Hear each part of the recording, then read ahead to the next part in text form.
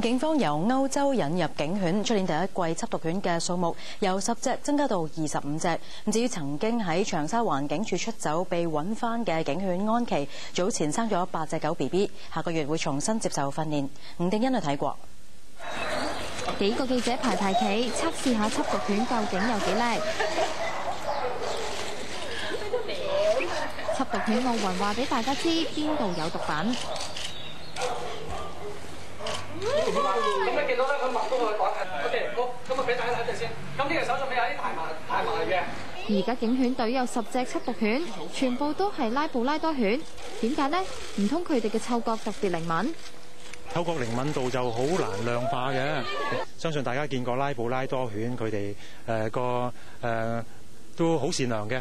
咁好多時都喺街上面咧，如果係巡邏嘅話咧，都會好受歡迎嘅。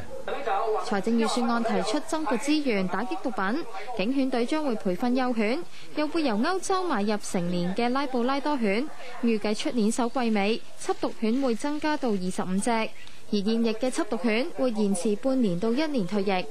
會係喺荷蘭咧、比利時嗰邊呢，都而家計劃喺今年第3季度，我哋會去嗰邊買一啲比較成犬翻嚟，可以即刻做到訓練嘅。呢一批新嘅緝毒犬呢，我哋嘅計劃應該佢哋係會喺街上巡邏啊，喺路障方面啊，同埋一啲特別嘅行動嗰度會出動嘅。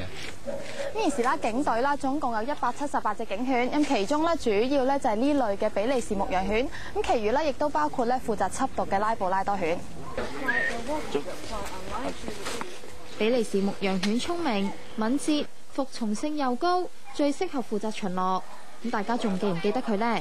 佢就係今年2月喺長沙灣警署走失嘅警犬女安琪，亦都係比利時牧羊犬嚟㗎。而家已經榮升做媽咪，3月中生咗7女1男，總共8隻狗仔。下個月中會重新接受訓練。每一隻母犬佢生完一胎狗仔之後呢，我哋俾足夠時間佢休養啦，大概係8至10個星期之後呢，就會俾2個星期一個延續課程俾佢嘅，等佢可以同佢個原本個領犬員重溫翻佢之前學過嘅技巧啦、動作等等。再通過一個好簡單嘅考核呢，我哋就可以俾佢出去當更嘅。為咗防止再發生警犬走失事件，沙嶺警犬訓練基地嘅70個戶外犬舍會逐步加裝鐵枝，長沙灣同埋馬鞍山警署嘅犬舍亦都會改裝。亞洲電視記者吳定欣報道。